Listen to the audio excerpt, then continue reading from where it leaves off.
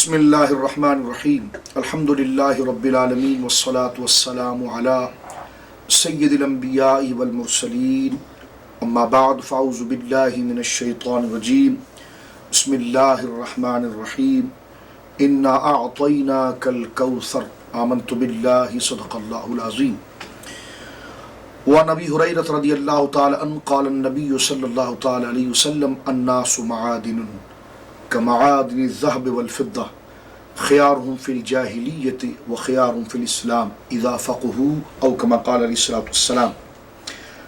وعن مسور بن مخرمة رضي الله تعالى عنه قال النبي صلى الله تعالى عليه وسلم أن فاطمة بنت محمد صلى الله تعالى عليه وسلم مزغة مني أو كما قال عليه الصلاة والسلام. رواه مسلم.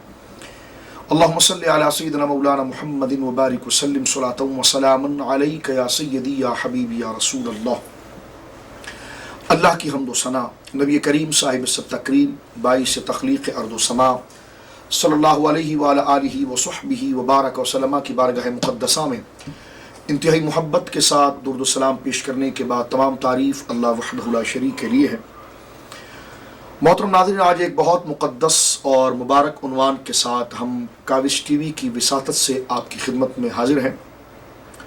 میری مراد خاندان رسول صلی اللہ علیہ وسلم میں ایک برگزیدہ اور ایک عظیم درجے پر فائز ایک عظیم شخصیت سیدہ خاتون جنت رضی اللہ تعالی عنہا سیدہ فاطمہ الزہرا سیدہ فاطمہ بنت محمد صلی اللہ تعالی علیہ وسلم رضی اللہ تعالی عنہ کے مناقب و خصائل اور آپ کا درجہ اور مقام کے حوالے سے آج ہم کچھ گفتگو کرنا چاہتے ہیں.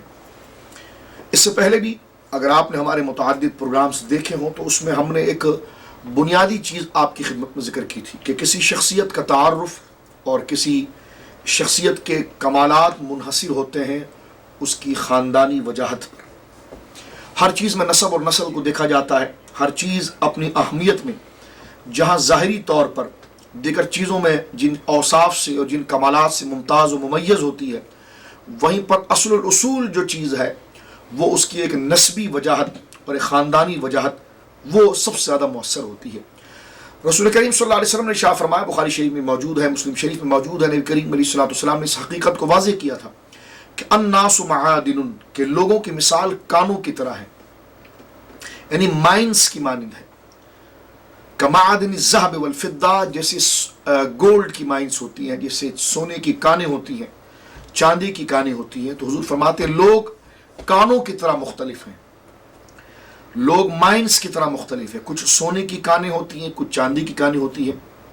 خیار فی الجاہلیت و خیار فی الاسلام، جو زمانے جاہلیت میں جس کی نسب و قدر بہت زیادہ تھی، اسلام اس کی نسب و قدر و اہمیت اور کمالات کو ختم نہیں کرتا. اذا فقہوا، مگر جب وہ ایمان لے آئے اور اچھے اعمال اختیار کر لیں. یہاں سے بات پتہ چلی کہ اسلام نسب اور خاندان کی اہمیت کو قبول کرتا ہے، اور اس پر ہم نے ایک تفصیلی گفتگو آپ کے سامنے ذکر بھی کی ہے. ایک میں مثال دیا کرتا ہوں اس پر کہ جس طرح دیکھیں ہم کھانے پینے کے اندر بھی نسل کو دیکھتے ہیں، ہم کسی چیز کو قبول کے اندر کرنے میں بھی نسل کو دیکھتے ہیں. ایک مثال دیکھ لیجیے، پھلوں کے اندر ہم زیادہ شوق کرتے ہیں جس کو کہا جاتا ہے یہ پھلوں کا بادشاہ آم. آم کو اگر آپ دیکھیں تو اس میں درجنوں نسلیں ہیں. وہ نسل کے اعتبار سے، خاندان کے اعتبار سے، اس کے نسب کے اعتبار سے اس کا ذائقہ بھی مختلف ہوتا ہے. جو جس نسل کا ہوتا ہے اس کا ذائقہ اس طریقہ ہوتا ہے، جو اس سے اعلیٰ نسل کا ہوتا ہے تو اس کا ذائقہ اس سے اور مختلف ہوتا ہے. اور اسی کو اگر آپ دیکھیں تو صرف ذائقہ مختلف نہیں ہوتا محترم ناظرین، اس کی قدر و قیمت اور اس کی مالیت بھی بڑھ جاتی ہے. تو اب یہ اطلاق ہر چیز میں ہوتا ہے، پھل میں، کھانے میں، زیست کی زندگی کی ہر چیز کے اندر نسلیں ہیں. کسی چیز کی اصلیت کو دیکھا جاتا ہے. تو اسی لیے انسانیت کے اندر بھی رسول کریم صلی اللہ علیہ وسلم کا یہ بنیادی مقدمہ، انسان بھی اپنے درجوں میں، اپنی فطرت میں، اپنی فکر میں، اپنے افکار میں، اپنے عمل میں اور اپنی وراثت میں مختلف ہوا کرتے ہیں. اور حضور نے کتنی پیاری مثال دی، فرمایا کہ لوگ مختلف ہیں کانوں کے معنی، یعنی سونے کی کان اور چاندی کی کان. اور یہاں پر علامہ طیبی علیہ الرحمٰن نے شرح مشکات میں لکھا کہ یہاں سے حضور نسب کی اہمیت کو واضح کرنا چاہ رہے ہیں. یعنی مراد کیا ہے؟ یعنی سونے کی کان سے کوئلہ نہیں نکلے گا اور چاندی کی کان سے گندا پانی نہیں نکلے گا، سونے کی کان سے سونا ہی نکلے گا. اور جو اس کی مالیت، جس طرح سونا اپنی مالیت میں، اپنے حجم میں اگر کم بھی ہو، تب بھی وہ کئی قسم کے معدنیات پر بھاری ہوتا ہے. تو یہاں پر یہ بتایا گیا کہ خاندانی وجاہت انسان کے کردار میں ڈھلتی ہے، اس کا بولنا، اس کا چلنا، اس کا سوچنا، اس کا عمل کرنا. اسی لیے سرکار فاروق اعظم رضی اللہ تعالیٰ اگر کسی کو بہت بڑا کوئی عہدہ دیا کرتے تھے تو اس عہدے کے اندر سب سے پہلے یہ پوچھتے تھے کہ اس کی برادری کیا ہے، اس کا خاندان کیا ہے. اس لیے کہ انسان کے اندر اپنی خاندانی خصلت پلٹ کر آتی ہے، خاندانی خصلت لوٹ کر آتی ہے. تو بس مختصر یہ ہے کہ اسلام خاندان کو بہت بڑا دخل دیتا ہے، بہت بڑی اہمیت دیتا ہے، اور اس پر ہم نے کاوش ٹی وی پر مستقل ایک مکمل پروگرام صرف اسی حوالے سے بھی آپ کے سامنے گویا کہ پیش کیا ہے. اب یہاں پر دیکھیے کہ یوں سمجھ لیجئے، اس کو اگر ہم آسان کریں، اس کی سمری بیان کریں تو محترم ناظرین اس کے اندر یوں ہو سکتا ہے کہ ذات مصطفیٰ کریم صلی اللہ علیہ وسلم فضیلت اور عظمت کا سرچشمہ ہے. اب حضور کی ذات مبارکہ فیض کا چشمہ ہے، فیض کا معدن ہے، اور فیض کا وہ منبع ہے جس سے دنیا استفادہ کرتی ہے. اب حضور علیہ السلام سے تعلق دو جہتوں سے، صحابہ کرام رضوان اللہ اجمعین اور دیگر لوگوں نے حضور سے استفادہ کیا، حضور کی تعلیم سے، حضور کی اطاعت سے، حضور کی اتباع سے. یعنی آپ یوں کہہ سکتے ہیں کہ ایک درجہ یہ ہے کہ جو حضور سے آنے والا راستہ جو امت لے رہی وہ حسب کا ہے، لیکن سیدہ فاطمہ الزہرا رضی اللہ تعالیٰ عنہا وہ عظیم برگزیدہ خاتون ہیں کہ جنہیں حضور علیہ السلام کی ذات مقدسہ سے صرف حسبی فائدہ نہیں پہنچ رہا بلکہ نسبی فائدہ بھی پہنچ رہا ہے. یعنی باقاعدہ باضابطہ دو جہتوں سے بیک وقت ذات مصطفیٰ سے آپ استفادہ کر رہے ہیں. یعنی اگر انہوں نے سچ بولنا مصطفیٰ کی تعلیم سے سیکھا، حق بولنا مصطفیٰ کی تعلیم سے سیکھا، حیا پر پابند ہونا مصطفیٰ کی تعلیم سے سیکھا، امانت و صداقت و دیانت و پارسائی و عفت اگر آپ نے مصطفیٰ سے سیکھا تو یہ کبھی یوں ہو سکتا ہے کہ بندہ اگر سیکھے اس کی طبیعت اس سے الگ ہوتی ہے لیکن محبوب کی محبت میں ڈھلنے کی کوشش کرتا ہے. لیکن سیدہ کائنات فاطمہ الزہرا رضی اللہ تعالیٰ عنہ وہ ہیں کہ جنہیں اطاعت اور تعلیم تو مصطفیٰ سے ملی ہے لیکن نیچر اور طبیعت بھی عین اسی کے مطابق تھا جو آپ عمل کر رہی تھی. یعنی آپ کا ہر عمل آپ کے اخلاق حسنہ کی غمازی تھی. اس لیے کہ اگر آپ سچ بولیں، یہ حضور کا فرمان ہے، آپ سچ ہی بولتی، اس لیے کہ آپ کے اندر نسبی طور پر حضور کی صداقت کا فیض منتقل ہے. آپ پارسائی اور تطہیر اور شرافت اور عفت کو اپنائیں، یہ حضور کی تعلیم ہے. لیکن آپ کی طبیعت مبارکہ کی پاکیزگی جو ذات مصطفیٰ کے ساتھ جڑی ہوئی ہے تو وراثت جو نسب کے طور پر جاتی ہے وہ بھی آپ کے اندر موجود ہے. اور عموماً علم نفسیات کے ماہرین یوں کہتے ہیں کہ اگر ایک بندہ خاندانی طور پر ٹھیک نہ بھی ہونا تو اگر اس کو اچھا ماحول مل جائے تو بہت ممکن ہے وہ ٹھیک ہو جاتا ہے. یعنی وراثت دو قسم کی ہے، جو چیز منتقل ہوتی ہے یا تو ماحول کے ذریعے منتقل ہوتی ہے، اس لیے حضور نے فرمایا کہ دیکھو اچھی صحبت اختیار کرو. اور قرآن کریم نے اس بات کو ذکر کیا کہ وَإِمَّا يُنْسِيَنَّكَ الشَّيْطَانُ فَلَا تَقْعُدْ بَعْدَ الذِّكْرِ مَعَ الْقَوْمِ الظَّالِمِينَ. یعنی ساری قومیں، ساری امتیں جو پہلے ہلاک ہوئی ہیں ان کی ہلاکت کی پہلی وجہ بری صحبت تھی. اس لیے حضور علیہ السلام نے فرمایا، جامع ترمذی کے اندر ہے کہ تم صحبت اثر رکھتی ہے، جس کے ساتھ تم بیٹھو گے اس کی طبیعت میں تم ڈھلو گے. فرمایا کہ عطار، عطر فروش، صحبت کی مثال دی ہے کہ اگر تم عطر فروش کے ساتھ بیٹھو، وہ اگر اپنی عطر کی شیشی سے تمہارے جسم پر خوشبو نہ بھی لگائے لیکن اس کے ساتھ بیٹھنے سے تم اس کی خوشبو پالو گے. اور فرمایا لوہار اگر اس کی چنگاریاں اڑ کر تمہارے کپڑوں کو خاکستر نہ کریں تب بھی اس کی بدبو کو تم پاؤ گے. کہنے کا مقصد کیا ہے کہ صحبت اثر رکھتی ہے. قومیں جو برباد ہوئی ہیں وہ بری صحبتوں سے ہوئی ہیں، اور جو خیر خواہی کی طرف آئے نیک صحبت سے آئے. اور مجھے یہاں پر ایک بہت بنیادی نقطہ آپ کو علم نفسیات سے اور بھی سمجھانا ہے. وہ یہ میں عرض کر رہا تھا آپ سے کہ اگر خاندانی وجاہت، اگر خاندان اتنا اعلیٰ نہ ہو لیکن اعلیٰ کے قدموں میں بیٹھ جائے تو وہ اعلیٰ ہو جاتا ہے. اصحاب کہف کے کتے کو آپ نے دیکھا کہ وہ اپنی فطرت میں اعلیٰ نہیں تھا. کتے کی فطرت کیا ہوگی؟ وہ اپنی فطرت میں قدر والا نہیں تھا لیکن صحبت اہل اللہ کی ملی تو اس پر وہ صحبت کا رنگ ایسا چڑھ گیا کہ اب اس کا ذکر قرآن مجید میں بھی ہے، اور مفسرین نے لکھا کہ کل قیامت کے دن وہ بلعم باورا کی شکل کے اندر جنت میں جائے گا. کہنے کا مقصد یہ ہے کہ کبھی نیکی خاندانی طور پر آتی ہے اور کبھی نیکی ماحول سے ملتی ہے. سیدہ زہرا وہ عظیم ہستی ہیں کہ جنہیں نیکی فطرتاً جو نصیب ہوئی ہے وہ خاندانی طور پر بھی ہوئی ہے اور عملی اور حسبی طور پر بھی مصطفیٰ کریم صلی اللہ علیہ وسلم سے وہ تعلیم ملی. لیکن ایک باریک نقطہ یہاں پر میں عرض کر رہا ہوں جو اس وقت میرے ذہن میں آیا ہوں، میں آپ کو بتاؤں. دیکھیں بسا اوقات بندہ اگر نیکوں کی اولاد بھی ہونا اور ماحول اچھا نہ ملے نیکوں کی اولاد بھی ہو، ماحول اچھا نہ ملے تو ماحول اس کو گندا کر دیتا ہے، لیکن پھر بھی وہ اس کی نسب کی حرمت نہیں خراب ہوتی، وہ پھر لوٹ کر آ سکتا ہے، پلٹ سکتا ہے۔ سیدہ زہرا کی کرامت یہ ہے کہ آپ کو نسب بھی پاکیزہ ملا ہے، اور وہ چار دیواری سبحان اللہ میری ماں ام المومنین سیدہ خدیجۃ الکبریٰ رضی اللہ تعالیٰ عنہ کی وہ مبارک و مقدس و متبرک گود بھی آپ کو نصیب ہوئی ہے، اور سید عالم صلی اللہ علیہ وسلم کے جگر سے آپ کو تعلق بھی ہوا ہے۔ یعنی سیدہ کو کن کن جہتوں سے ہم خراج عقیدت پیش کریں، انسان کی عقل حیران ہو جاتی ہے۔ صرف آپ کی تعلیمی تتھی جو خود آپ کا ذاتی تقویٰ تھا اس کو بیان کرنے سے زبان قاصر ہے، چہ جائے کہ آپ کی نسبت رسول اللہ کی طرف کی جائے، اور چہ جائے کہ آپ کی نسبت مبارکہ سیدہ خدیجہ کی طرف کی جائے، اور پھر آپ حسنین کی والدہ ہیں، اور امام ربانی حضور اسد اللہ الغالب علی المرتضیٰ رضی اللہ تعالی عنہ ورداہ عنہ کے حرم ناز کے اندر آپ موجود ہیں۔ یعنی اگر آپ جہتوں کو دیکھیں تو انسان کی عقل شزدر حیران اور پریشان رہ جاتی ہے محترم ناظرین کہ کس کس جہت سے رضی اللہ تعالیٰ عنہ خاتون جنت سید النساء العالمین کو سلام عقیدت اور نذران عقیدت پیش کریں۔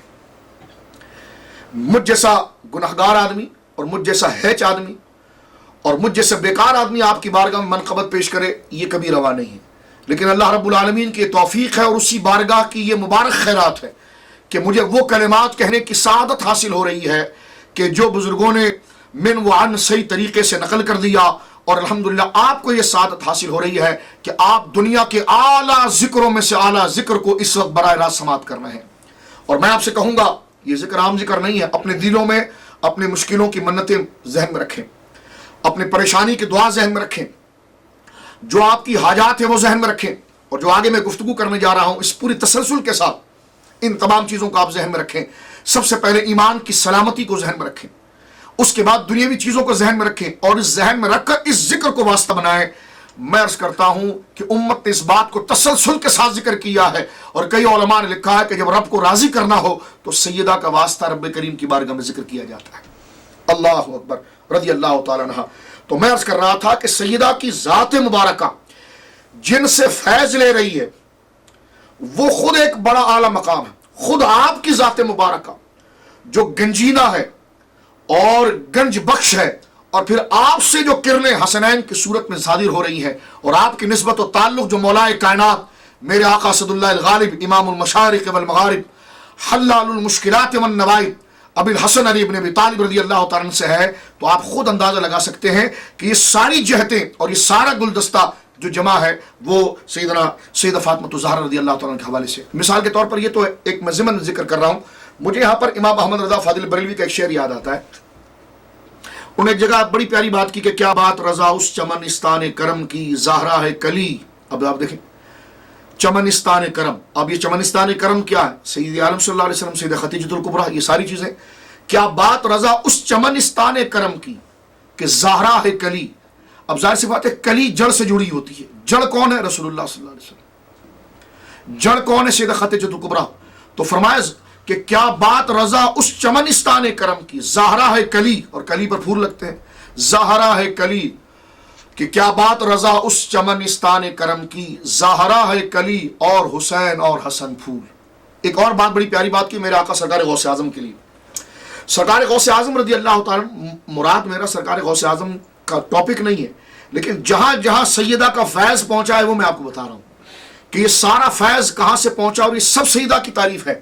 میرے آقا حضور سیدنا غوث اعظم بڑے پیر دستگیر رضی اللہ تعالیٰ کی شان مبارک آپ دیکھیں کہ امت میں اس بات کو لکھا کہ امام حسن عسکری کی بات سے لے کر رضی اللہ عنہ اور ظہور امام مہدی تک یہ جو عرصہ ہے یہ قطبیت اور غوثیت کا عرصہ ہے میرے غوث اعظم رضی اللہ تعالیٰ کا۔ اور اب یہ سلسلہ جو ہے یعنی دور امام حسن عسکری سے لے کر اور ظہور امام مہدی تک، یہ درمیان کا جو پیریڈ ہے، یہ ڈیوریشن جو ہے، یہ سرکار غوث اعظم رضی اللہ تعالیٰ عنہ کا ہے۔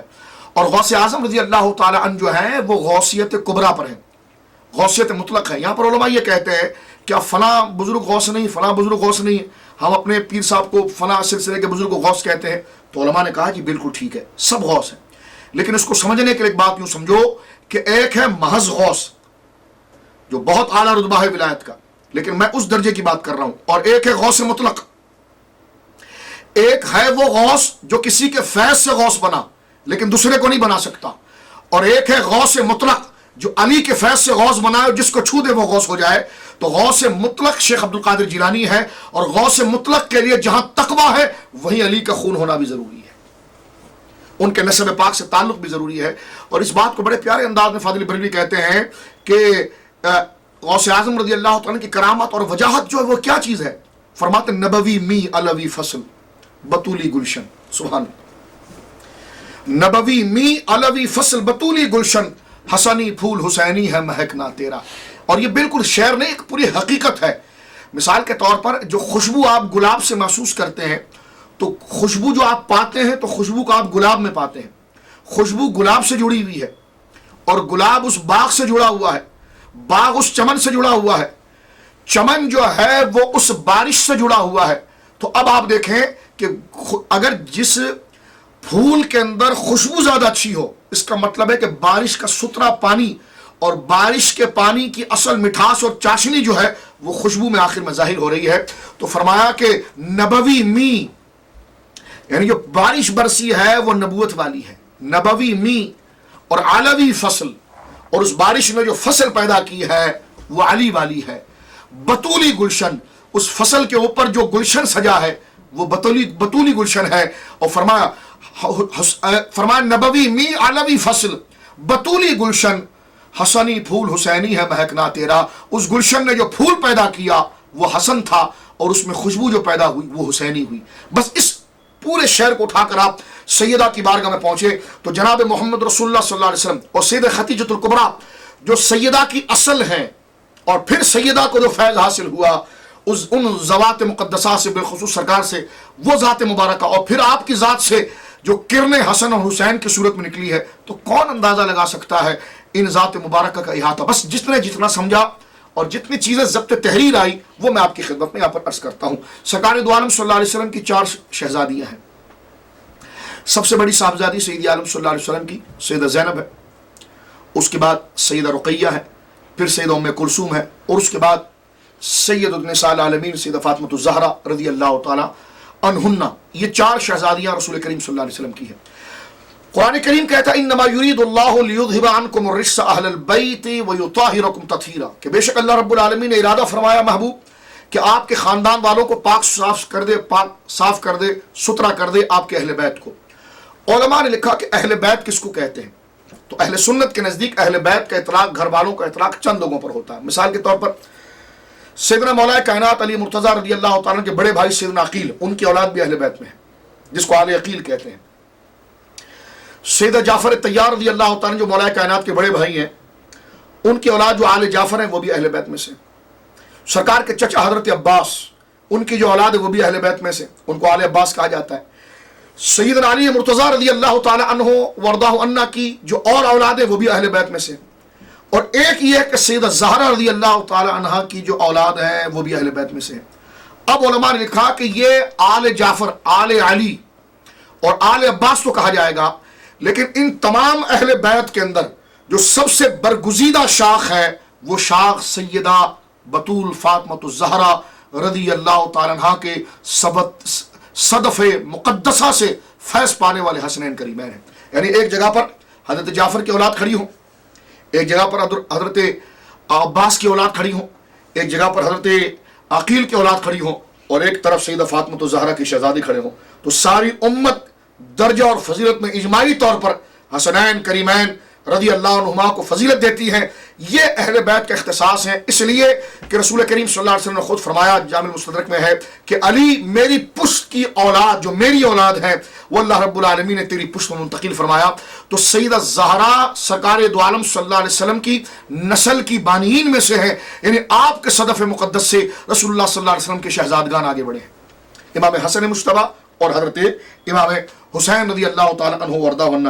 اس حوالے سے آپ اندازہ لگایا جا سکتا ہے۔ اب آپ ذرا توجہ کیجئے اہل بیت کے حوالے سے۔ میں نے ایک روایت پہلے بھی عرض کی تھی مسلم امام احمد سے کہ ایک دفعہ رات کو امام حسن رضی اللہ تعالیٰ عنہ روئے، تو حضور علیہ السلام کو حضرت امام حسن کا رونا برداشت نہ تھا۔ سرکار اکثر فرماتے تھے کہ فاطمہ ان شہزادوں کو رونے نہ دو، ان کے رونے سے مجھے تکلیف ہوتی ہے۔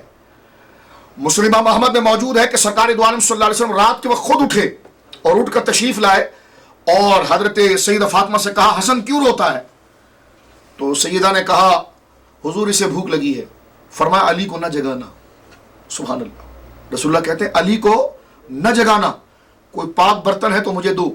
عرض کی حضور وہاں پاک برتن رکھا ہوا ہے. سرکار خود امام الانبیاء سید الرسل، باعث تخلیق ارض و سما، اللہ کا نائب مطلق، خدا کا خلیفہ اعظم، جن کے قدموں کی دھول کے صدقے کائنات بنی ہے، جناب محمد رسول اللہ خود بکری کا دودھ پیالے میں نکال کر امام حسن کے لیے لے کے جاتے ہیں.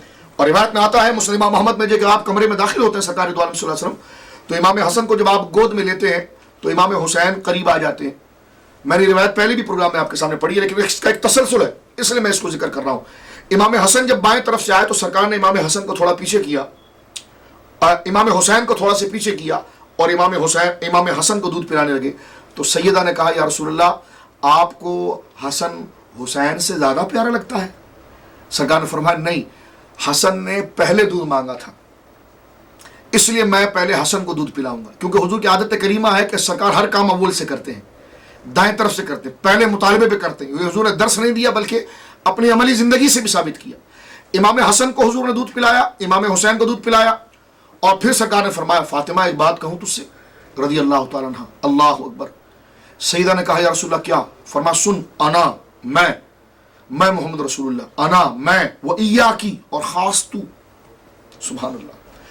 انا و ایاکی و حاذین، فرمایا میں اور تو فاطمہ اور تیرے یہ دونوں شہزادے، اور وہ حاضر راقد اور یہ سونے والا یعنی علی رضی اللہ تعالیٰ. فرمایا غور سے سنیے، انا و ایاکی و حاذین و حاضر راقد فی القیامہ فی الجنت فی مکان الواحد او کما قال. فرمایا جس طرح آج ہم بیٹھے ہو نا فاطمہ، قیامت کے دن دنیا دیکھے گی کہ جو میرا گھر ہوگا اس میں تم چاروں میرے ساتھ ہوں گے، اور جس طرح آج 5 ہم اس کمرے کے اندر جمع ہیں، اس طرح میرے گھر کے اندر ہم 5 ہی جمع ہوں گے. اس سے آپ سیدہ فاطمہ الزہرا رضی اللہ تعالیٰ عنہ کے قد کی بلندی دیکھ سکتے ہیں اور عظمت کا اندازہ لگا سکتے ہیں کہ سیدہ کا مرتبہ اور مقام اللہ رب العالمین جل مجدہ نے آپ کو کیا کرامت اور کیا عظمت عطا فرمائی تھی. میں یہاں پر تاریخی حوالے سے چند بات آپ کی خدمت میں عرض کرنا چاہتا ہوں کہ صاحب اسد الغابہ نے اس ایک بات لکھی ہے کہ سرکار دو عالم صلی اللہ علیہ وسلم کی یہ شہزادی سیدہ فاطمہ الزہرا رضی اللہ تعالیٰ عنہ، جو اخلاق میں بھی، خلق میں بھی، صورت میں بھی، سیرت میں بھی رسول اللہ صلی اللہ علیہ وسلم کے اللہ کے محبوب کے بالکل مشابہ ہیں. میری ماں سیدہ عائشہ صدیقہ رضی اللہ تعالیٰ عنہ، صدیقہ بنت صدیق رضی اللہ تعالیٰ عنہما کہتی ہیں جب ان سے پوچھا گیا کہ آپ سیدہ کو کیسے دیکھتے ہیں تو خود فرمایا کہ فاطمہ صرف تعلیم میں رضی اللہ تعالیٰ عنہ رسول کے مشابہ نہیں، بلکہ چلنے میں، آنے میں، بیٹھنے میں، دکھنے میں، بولنے میں، جملہ حرکات و سکنات میں فرمایا جیسے رسول اللہ صلی اللہ علیہ وسلم ہے ایسا مکمل وجود اگر یہ کسی میں ڈھلا ہے تو فرمایا سیدہ فاطمہ الزہرا میں ڈھلا. تو یہ کتنی بڑی بزرگی ہے. آپ دیکھیے آج ہم سنت پر عمل کرنا چاہتے ہیں، اللہم صلی علی محمد، آج ہم سنت پر عمل کرنا چاہتے ہیں، ہم وہ کام کرنا چاہتے ہیں جو حضور کو پسند ہے. حضور نے اگر جس چیز کو دائیں ہاتھ سے پکڑا ہم بھی چاہتے ہیں کہ دائیں ہاتھ سے پکڑے. حضور نے اگر روٹی کو 3 انگلیوں سے پکڑ کر کھایا تو ہم بھی 3 انگلیاں رکھتے ہیں. حضور نے اگر مسواک کو جس انداز میں پکڑا تو اس شاق مسواک کو اسی انداز میں پکڑتے ہیں. حضور نے لباس جس انداز میں پہنا تو اس شاق اسی طریقے سے لباس پہننا چاہتے ہیں. حضور علیہ الصلوۃ والسلام جس طرح سوتے ہیں تو اس شاق شمائل کو پڑھ کر وہی ادا کھانے پینے، سونے، چلنے پھرنے، لیٹنے، جاگنے سب میں کرتے ہیں. تو سنت کا ایک وہ طریقہ ہے کہ بندہ حضور کی ادا کو اپنے اندر داخل کرنا چاہتا ہے، لیکن فاطمہ الزہرا رضی اللہ تعالیٰ عنہ وہ عظیم برگزیدہ شخصیت ہے کہ وہ پیدا ہوئی ہے تو آپ کے وجود میں وجود مصطفیٰ کی وہ تمام سیرت ڈھلی ہوئی ہے. یعنی آپ اگر چل رہی ہیں تو یہ ارادتاً نہیں کہ آپ حضور جیسے چل رہے ہیں ایسا چلیں، بلکہ اللہ نے آپ کو طبیعتاً ایسا بنایا کہ آپ کا قدم اٹھتا ہی ویسے ہے جیسے محمد رسول اللہ کا قدم اٹھتا ہے. سبحان اللہ. آپ کا ہاتھ چلتا ہی ویسے ہے، آپ سے ادائیں وہی سرزد ہوتی ہے جو جناب محمد رسول اللہ سے ہوتی ہے. یعنی آپ جانیے کہ طبیعت کو طبیعت کے اندر شامل کر دیا گیا ہے. یہ سیدہ فاطمہ الزہرا رضی اللہ تعالیٰ عنہ کے مقام کی بزرگی ہے. اور رسول کریم صلی اللہ علیہ وسلم نے خود اس بات کو ارشاد فرمایا. سرکار فرماتے ہیں کہ فاطمہ تو بزغۃ منی، فاطمہ میرے جگر کا ٹکڑا ہے. اور علماء نے لکھا ہے کہ بزغہ کہتے کس کو ہے؟ تو ماں کے رحم کے اندر جب نطفہ رک جاتا ہے اور وہ 4 مہینے کا مرحلہ حل کرتا ہے، بخاری شریف میں ہے، تو وہ خون کے لوتھڑے سے خون سے گوشت کا لوتھڑا بنتا ہے، اور گوشت کے لوتھڑے کے بعد اس کی آخری جو سٹیج ہوتا ہے وجود کا، وہ بزغہ ہوتا ہے۔ 4 مہینے کے بعد فرشتہ ماں کے پیٹ میں آتا ہے اور بچے میں روح پھونکتا ہے۔ فرشتہ جس کیفیت میں روح پھونکتا ہے وہ خون نہیں ہوتا، وہ خون سے آگے بڑھ کر دوسرا مرحلہ ہوتا ہے، وہ علقہ نہیں ہوتا، اس کے آگے کا مرحلہ ہوتا ہے جو مزغہ ہے۔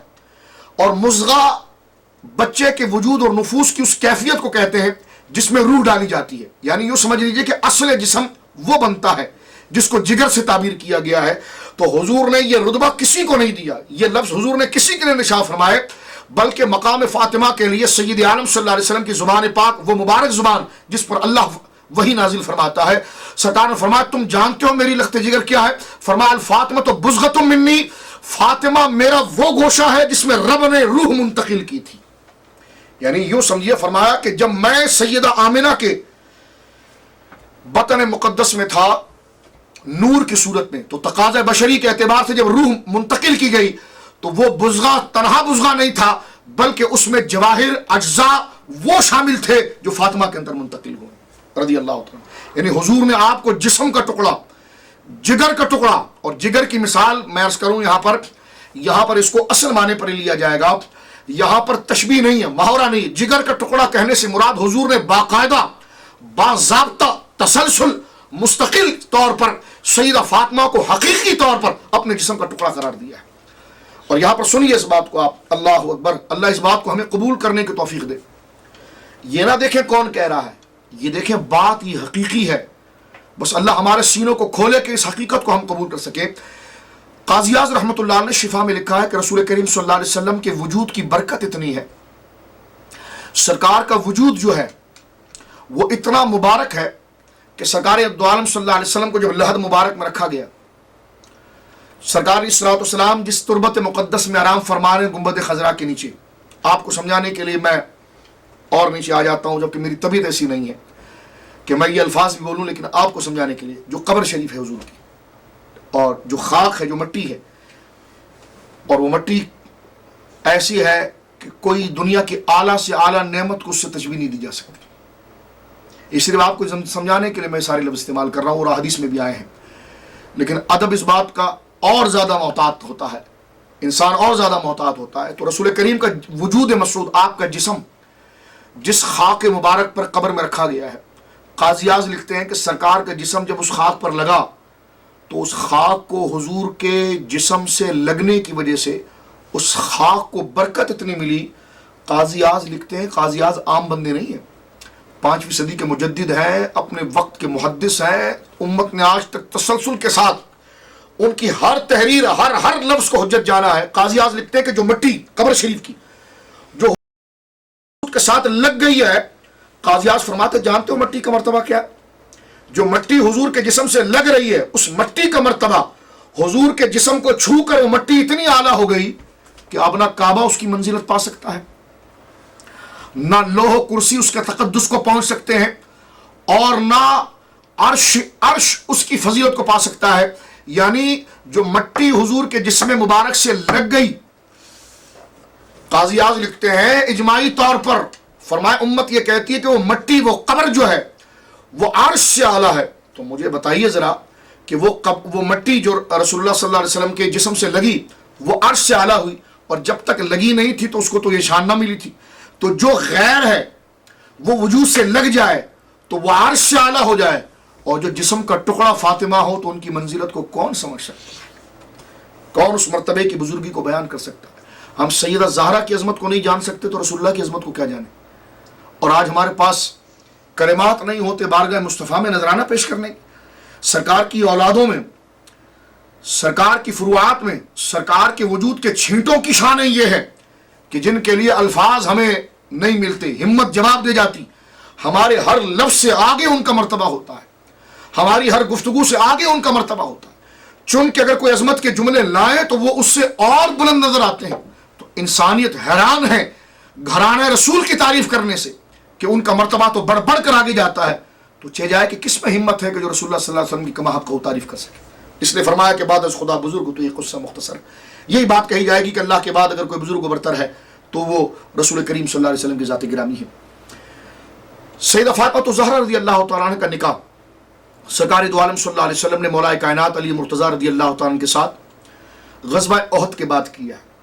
یہ صاحب عزد الغابہ لکھتے ہیں اس بات کو، اور کہتے ہیں اس وقت سیدہ کی عمر شریف جو تھی وہ 15 سال تھی، اور جب نکاح کا سلسلہ ہوا تو سرکار دو عالم صلی اللہ علیہ وسلم نے مولا علی سے کہا تمہارے پاس کچھ ہے بھی کہ تم میری بیٹی سے نکاح کرو گے؟ تو بھائی چاہیے، کچھ بستر چاہیے، اور یہ تقاضا ضرورت نہیں تھی، لیکن تاکہ یہ سنت بنے، تاکہ یہ طریقہ بنے، تاکہ اگر ہم اپنی بچیوں کو بہائیں خیر سے تو ہمارے دل میں جہاں دکھ کا ایک پہلو ہو تو وہاں سکھ کا یہ بھی پہلو ہو کہ یہ اہتمام مصطفیٰ کریم نے کیا ہے۔ وہ خوشی کے ہمارے گھر کی خوشی کی تمام رونائی اور رونقوں کو گھرانے مصطفیٰ سے نسبت ہو جائے، مطالبہ مصطفیٰ سے نسبت ہو جائے صلی اللہ علیہ وسلم، تو یہ ہمت اور اجر پیدا ہوتا ہے۔ اب ذرا توجہ فرمائیے اس بات پر کہ سیدنا علی کو حضور نے فرمایا تمہارے پاس ہے کیا؟ کہنے لگے یا رسول اللہ کچھ بھی نہیں، بس ایک ذرا ہے۔ فرمایا جاؤ بیچ کر آؤ۔ تو اب آپ دیکھیں صحابہ میں باہم محبت کیسی ہے۔ حضرت علی کہتے ہیں میں بازار میں گیا تو آپ یوں سمجھیے کہ وہ ذرا جو تھی وہ 400 درہم کی تھی یا 40 درہم کی تھی، علماء نے لکھا۔ سیدنا عثمان غنی رضی اللہ تعالیٰ نے دیکھا کہ حضرت علی جا رہے ہیں، کہا علی اور سرکار دو عالم صلی اللہ علیہ وسلم سے سیدہ سے نکاح کی بات کرنے والے یہ تینوں خلیفہ ہیں جنہوں نے باقاعدہ جا کر سرکار دو عالم صلی اللہ علیہ وسلم کو حضرت علی کی طرف سے پیغام دیا۔ تو دیکھیے باہم کس قدر شیر و شکر ہے۔ اور جس وقت حضرت علی بازار گئے ہیں کہ میں یہ ذرا بیچوں اور اس کے بیچنے کے بعد میں کچھ خوشبو، کچھ تکیہ، کچھ بستر لا کر گویا کہ رسول اللہ صلی اللہ علیہ وسلم کی خدمت میں پیش کروں اور سرکار علیہ الصلوۃ والسلام جو ہے کہ اس کو قبول فرمائے اور نکاح ہو۔ کہتے جب میں بازار میں گیا بیچنے کے لیے تو سیدنا عثمان غنی نے مجھے دیکھ لیا، سبحان اللہ۔ کہتے مجھے دیکھ کر فرمایا کہ علی کیا کر رہے ہو؟ کہا یہ ذرا بیچنا ہے۔ کہا کتنے کی ہے؟ کہا جی 40 یا 400 کی۔ آپ نے 3 گنا زیادہ پیسہ ان کو عطا دیا، مولا علی کی خدمت میں پیش کیا حضرت عثمان غنی نے، اور کہا حضور یہ لے لیجیے اور مجھے یہ بیچ دیجیے۔ اب وہ جس نے میں خریدا وہ مارکیٹ کا ریٹ نہیں بلکہ 3 گنا زیادہ تھا۔ یوں سمجھ لیجیے کہ 400 کی چیز 4000 میں خریدی، اور حضرت علی نے کہا یہ کیا؟ فرمایا میں خریدنے والا ہوں۔ تو آپ نے حضرت علی سے ذرا لی اور پیسے دیے، اور جب حضرت علی نے پیسے پر قبضہ کر لیا، لے لیا، تو پھر آپ نے ذرا دوبارہ لوٹا دی۔ فرمائیے ذرا جس قسم کی ہے تو پھر جسم بھی علی جیسا ہونا چاہیے۔ سرکار دو عالم صلی اللہ علیہ وسلم کی خدمت میں جب حضرت علی پہنچتے ہیں سارا سامان لے کر اور یہ سارا واقعہ بتاتے ہیں کہ حضور یہ پیسے بچ بھی گئے اور یہ ہوا ہے، ذرا بھی نہیں بکی، عثمان نے یہ کیا ہے۔ سرکار دو عالم صلی اللہ علیہ وسلم نے ہاتھ اٹھا کر عثمان غنی کے لیے برکت کی دعا فرمائی۔ تو آپ اندازہ لگائیے کہ صحابہ کرام رضوان اللہ اجمعین بالخصوص سیدنا ابو بکر، سیدنا عمر، سیدنا عثمان، سیدنا مولا علی سے کس قدر محبت کرتے تھے، اور اس نکاح پر وہ تمام کس قدر راضی تھے۔ سیدہ سے نکاح مولا کائنات کا جو نبی کریم علیہ السلام نے کرایا وہ غزوہ احد کے بعد، یہ ایک روایت کے مطابق جو میں کئی روایت، بہت ممکن ہے کہ آپ کے علم میں کوئی دوسری روایت ہو، آپ کسی دوسری روایت کے انحصار کر رہے ہو۔ میں اس وقت عزد الغابہ کو دیکھ رہا ہوں۔ عزد الغابہ کے اندر علامہ ابن اسیر نے اس بات کو نقل کیا ہے، وہ یہ ہے کہ غزوہ احد کے بعد سید عالم صلی اللہ علیہ وسلم نے سیدہ فاطمہ الزہرا رضی اللہ تعالیٰ عنہ کا نکاح مولا کائنات رضی اللہ تعالیٰ عنہ سے کر دیا تھا۔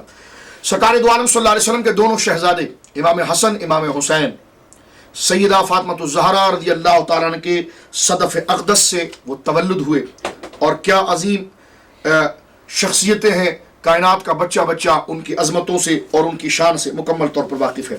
میں یہاں پر ایک آدھ حدیث سیدہ کی بارگاہ میں ہدیہ پیش کرنے کی نیت سے عرض کرتا ہوں، اور پھر ہم اپنے جو وقت مقرر ہے اس پر اپنی گفتگو کو ہم گویا کہ ختم کر لیتے ہیں۔ سرکار دو عالم صلی اللہ علیہ وسلم سے روایت ہے، اور سرکار دو عالم صلی اللہ علیہ وسلم جس طرح ارشاد فرمایا کہ فاطمہ میرے جگر کا ٹکڑا ہے۔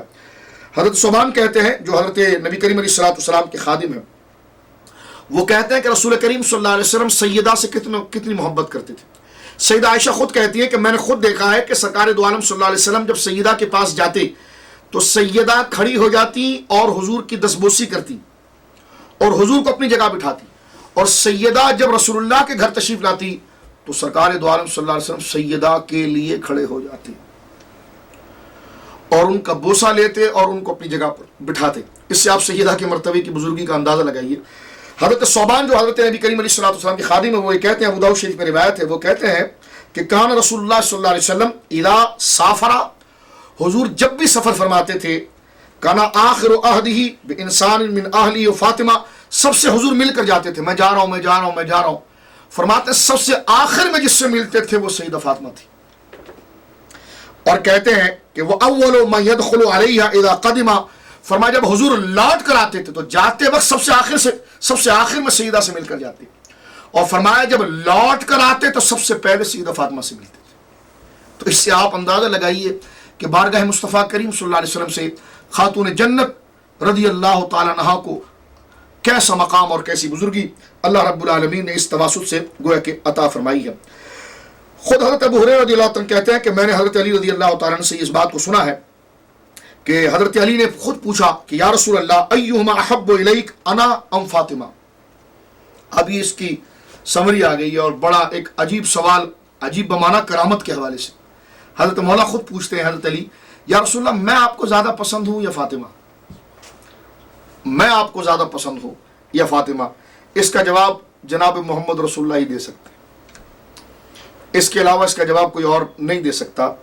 روایت میں آتا ہے، طبرانی اوسط میں روایت ہے، رسول کریم صلی اللہ علیہ وسلم کا کتنا خوبصورت جواب ہے۔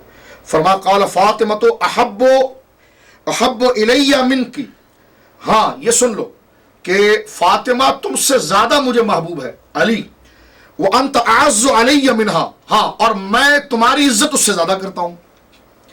فرمایا کہ تم مجھ سے یہ پوچھو کہ فاطمہ سے آپ کتنا پیار کرتے ہیں، مجھ سے کتنا، تو علی سنو بات یہ کہ پیار تو سب سے زیادہ میں فاطمہ سے کرتا ہوں، لیکن عزت میں فاطمہ سے زیادہ تمہاری کرتا ہوں۔ اب آپ دیکھیے اس میں ایک پورا ایک پیغام ہے، آپ اس میں اگر غور فرمائے کہ جو مرتبہ اور مقام مولا علی رضی اللہ تعالیٰ عنہ کو اس حدیث مبارکہ میں رسول کریم نے دیا، اور فاطمہ الزہرا رضی اللہ تعالیٰ عنہ سے جس محبت کا اظہار نبی کریم علیہ السلام نے بتایا، جس کے دل میں اہل بیت کی محبت کا اگر ایک قطرہ بھی موجود ہو تو میں کہتا ہوں کہ وہ اس قطرے سے اور اس بات کو سن کر اپنے دل کو اہل بیت کی محبت کا سمندر بنا سکتا ہے۔ سید عالم صلی اللہ علیہ وسلم فرماتے ہیں، دہلوی میں روایت ہے اور اس کو مسند فردوس میں علامہ دہلوی نے نقل کیا، کنز العمال میں بھی روایت ہے، رسول کریم فرماتے ہیں تمہیں پتہ ہے میں نے اپنی بیٹی کا نام فاطمہ کیوں رکھا؟ فرمایا جابر بن عبداللہ قال النبی صلی اللہ علیہ وسلم انما سمیت بنت فاطمہ، میں نے اپنی بیٹی کا نام فاطمہ رکھا ہے۔ تمہیں پتہ ہے فاطمہ کا مطلب کیا ہے؟ فاطمہ کا معنی ہے دور کرنا، دور کرنا۔ تو فرمایا میں نے فاطمہ اپنی بیٹی کا نام کیوں رکھا؟ فرمایا اس لیے کہ لأن اللہ فاطمہا وفاطمہ محبہا عن النار، سبحان اللہ، اللہ ہمیں ایسا کر دے۔ فرمایا میں نے اس لیے فاطمہ رکھا کہ فاطمہ کا معنی ہے دور کرنا، یعنی اللہ رب العالمین دور کرے گا میری بیٹی کو بھی جہنم سے، اور جو میری بیٹی سے محبت کرے گا اللہ اسے بھی جہنم سے دور کر دے گا۔ فرمایا یہ مرتبہ میری بیٹی کو اللہ نے عطا فرمایا، تو میں نے اسم بمسمہ اس حقیقت اور اس عظمت کی ترجمانی کے لیے اپنی شہزادی کا نام فاطمہ رکھا۔ اور ایک حدیث مبارکہ کے اندر یہ موجود ہے جو طبرانی معجم الکبیر کے اندر موجود ہے، روایت کی سند پر کلام ہے، لیکن سند پر کلام کے حوالے سے اس اجماعی قاعدے پر کہ جناب یہ اعمال میں معتبر ہے کیونکہ فضائل کی بات ہے، اور علماء نے اس کی سند پر اگر جرح کی ہے تو اسے موضوع قرار نہیں دیا، بلکہ اس درجے پر رکھا ہے کہ اس کو فضیلت اور عظمت کے باب میں ضرور ذکر کیا جائے گا۔ اور حضرت عبداللہ بن مسعود کہتے ہیں قال النبی صلی اللہ علیہ وسلم انما فاطمہ حسنت فرجہا، فرمایا کہ حضرت عبداللہ بن مسعود رضی اللہ عنہ کہتے ہیں کہ نبی کریم علیہ السلام نے شاہ فرمایا کہ فاطمہ انتہائی پاک باز اور عفیفہ ہیں، فحرمها اللہ ذریۃ علی النار، اللہ نے فاطمہ کو اور فاطمہ کی اولاد پر جہنم کو حرام کر دیا ہے۔ یہ اللہ رب العالمین جل مجدہ نے سیدہ فاطمہ الزہرا رضی اللہ تعالی عنہا کو یہ مرتبہ اور یہ مقام عطا فرمایا۔ اور ایک روایت جو علامہ ہیثمی نے نقل کی ہے اور اس کے تمام رجال کو انہوں نے ثقات کہا ہے، فرمایا یہ روایت بالکل صحیح ہے۔ فرمایا ان عبداللہ بن عباس قال النبی صلی اللہ علیہ وسلم لفاطمہ ان اللہ غیر معذب کی ولا ولد کی، فرمایا اے فاطمہ اللہ نے تجھ سے اور تیری اولاد سے عذاب کو دور کر دیا ہے۔ اور علامہ ہیثمی نے اس روایت کو مجموعہ زوائد میں نقل کیا، اور علامہ ہیثمی کہتے ہیں رجال الثقات، اس سند کے جتنے راوی ہیں سارے کے سارے ثقہ ہیں، اور اس میں رسول کریم صلی اللہ علیہ وسلم نے اتنی بڑی بشارت سیدہ فاطمہ کو دی ہے کہ فرمایا ان اللہ غیر معذب کی، اللہ فاطمہ اللہ رب العالمین تجھے عذاب نہیں دے گا، ولا ولد کی، اور تیرے صدف اقدس سے جو شہزادگان پیدا ہوتے رہیں گے اللہ رب العالمین ان سے بھی عذاب کو دور کر دے گا۔ تو اس سے آپ اندازہ لگائیے کہ سیدہ فاطمہ الزہرا کا مقام کیا ہے۔ اور چلتے چلتے ایک روایت یہ بھی سنیے، علامہ ابن کثیر نے، علامہ قرطبی نے، ابن جریر نے، در منصور نے، شوکانی نے فتح القدیر کے اندر تمام نے اس آیت کریمہ کے تحت وَلَسَوْفَ يُعْطِيكَ رَبُّكَ فَتَرْضَىٰ، اس کے تحت تمام مفسرین نے اس بات کو لکھا ہے کہ رب کریم فرماتا ہے محبوب میں تجھے اتنا دوں گا کہ تم مجھ سے راضی ہو جائے گا. تو حضرت عبداللہ ابن عباس کہتے ہیں میں نے حضور سے اس بات کو سنا ہے کہ حضور فرماتے ہیں کہ من ردائے، حضرت عبداللہ ابن عباس فرماتے ہیں کہ من ردائے محمد الا يدخل احد من اہل بیت النار، فرمایا اللہ رب العالمین جل مجدہ سے مصطفیٰ جب راضی ہوں گے کہ جب اللہ رب العالمین سارے آل محمد کو جہنم سے برات کا مژدہ سنا دے گا.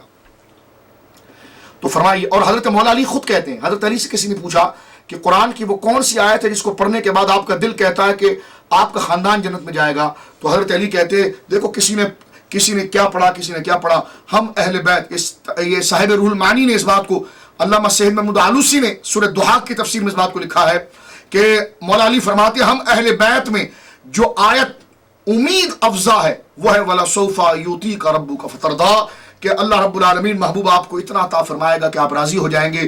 اسد الغابہ کے اندر موجود ہے کہ سیدہ جب بیمار ہو گئیں تو حضرت ابو بکر صدیق رضی اللہ تعالیٰ عنہ کی بیوی اہلیہ آسمہ بنت عمیس آپ کی خادمہ تھی. آپ اس سے اندازہ لگائیے کہ سیدنا صدیق اکبر کی بیوی آسمہ بنت عمیس سیدہ فاطمہ الزہرا کی خادمہ ہے، تو اندازہ لگائیے کتنی محبت ہے آپس میں. یعنی سیدہ فاطمہ کی خدمت کے لیے ابو بکر اپنی بیوی کو بھیجتے ہیں، یہاں تک کہ اتنی دوستی ہے سیدہ فاطمہ اور سیدہ آسمہ بنت عمیس میں. دوستی میں نے آپ کو ظاہری سمجھانے کے لیے کہا، وہ تو خادمہ بن کے جاتی تھی. اور آپ اس سے بھی اندازہ لگا سکتے ہیں کہ سیدنا ابو بکر کے دل میں سیدہ فاطمہ کی کتنی حرمت ہے، کتنی عظمت ہے کہ اپنی بیوی کو انہوں نے خادمہ بنایا ہے فاطمہ الزہرا کے گھر کی. اللہ یہ وسعت صحابہ اہل بیت کے لیے ہمارے دلوں کے اندر پیدا فرمائے.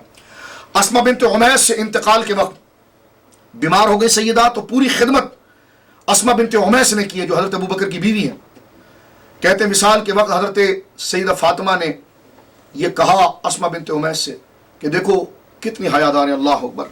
فرماتی ہیں کہ جنازہ جب عورتوں کا اٹھتا ہے تو ان کو چارپائی پر رکھ دیا جاتا ہے اور اوپر چادر ڈال دی جاتی ہے. سیدہ کہتی ہیں آسمہ مجھے یہ گوارا نہیں ہے، میرا جسد اٹھے، اللہ اکبر اللہ اکبر، تو ایسا نہ ہو کہ لوگ اس چادر کو بھی دیکھیں. تو اسمہ تم مجھے یہ بتاؤ میں کیا کروں؟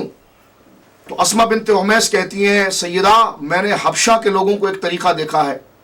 حبشہ کے لوگ یہ کرتے ہیں کہ جنازے کے اوپر، میت کے اوپر درختوں کے پتے ڈال دیتے ہیں اور بڑی بڑی اس کی شاخیں ڈال دیتے ہیں، جس طرح آج کل میت کے اوپر ایک ٹکڑا رکھ دیا جاتا ہے.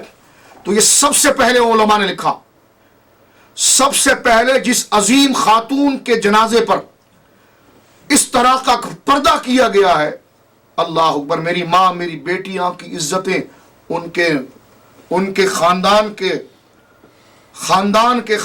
کے افراد در افراد کے قدموں پر قربان ہو جائیں، عفت و پارسائی ان کے قدموں پر قربان ہو جائے. یہ سیدہ فاطمہ الزہرا رضی اللہ تعالیٰ عنہ کا وجود مسعود جب گویا کہ جنازے کے بعد اٹھایا گیا تو اس وقت سب سے پہلے عرب کے اندر، حبش میں تو تھا، عرب میں سب سے پہلے جس کے جنازے کو باقاعدہ باضابطہ درختوں کی لمبی لمبی شاخوں سے ڈھانپ کر لے جایا گیا وہ رسول اللہ صلی اللہ علیہ وسلم کی لخت جگر بنت رسول اللہ فاطمہ الزہرا رضی اللہ تعالیٰ عنہ ہے.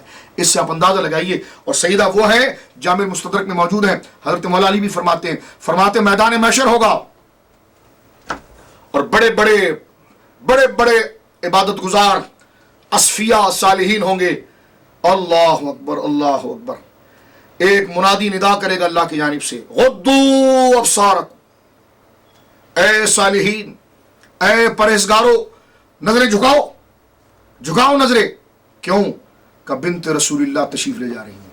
فرمایا جس وقت سیدہ فاطمہ، اللہ اکبر، 70,000 حوروں کے لشکر میں آگے، سبحان اللہ 70,000 پیچھے، اور سیدہ جب جلوگر ہوں گی، فرمایا بڑے بڑے صالحین اپنے سروں کو جھکائیں گے اور اعلان ہوگا کہ بنت رسول اللہ تشریف لے جا رہی ہے.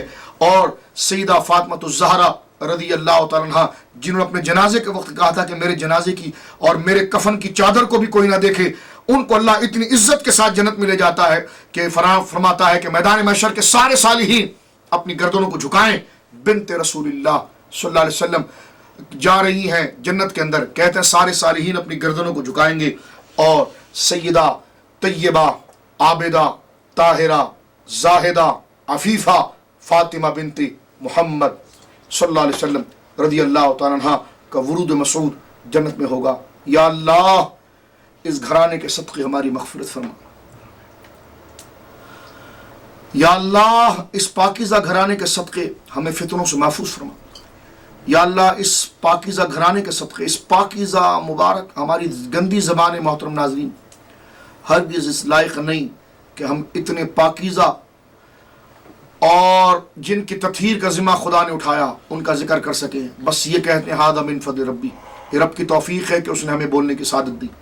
میں کاوش ٹی وی والوں کو مبارکباد پیش کروں گا کہ تمہیں بہت بڑا اللہ نے انعام دیا کہ تمہارے اس چینل کو یہ سعادت مل رہی ہے کہ جہاں جہاں تمہارا چینل دیکھا جا رہا ہے تو تمہارے چینل کی وساطت سے اور تمہارے اس رابطے کی وساطت سے سیدہ فاطمۃ الزہرا رضی اللہ تعالیٰ عنہا کا ذکر آگے بڑھ رہا ہے۔ میں پھر عرض کروں، میں کچھ نہیں بول پایا اور نہ میرے میں ہمت تھی، میں نے وہ باتیں لکھی جو بول دی جو سیدھی سیدھی لکھی تھی، میرے پاس نہ کوئی الفاظ تھے، نہ کوئی تمیز کے الفاظ میرے پاس ہیں، بس کوشش کی ہے کہ بڑھ کر کچھ جملے لائیں، لیکن آپ کی ذات ان جملوں سے بہت بلند ہے، ان باتوں سے بہت بلند ہے۔